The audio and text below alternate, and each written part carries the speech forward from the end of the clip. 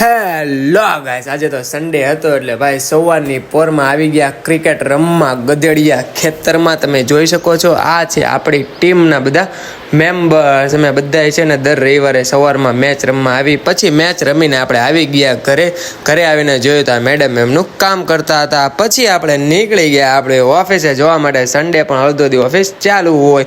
પછી ઓફિસે પહોંચીને લાગી ગયા આપણા બિલ્ડિંગ બનાવવાના કામમાં. એ કામ પતાવીને આવી ગયા આપણે ઘરે જમવા માટે, કારણ કે સન્ડે અડધો દિવસ જ હોય. પછી જમી કાઢવીને આપણે થોડોક કરી લીધો આરામ કરીને સાંજે બંને જણા જો અમે તૈયાર થઈ ગયા, થોડીક રીલ્સ બનાવી અને પછી અમે નીકળી ગયા લોંગ ડ્રાઈવ માટે.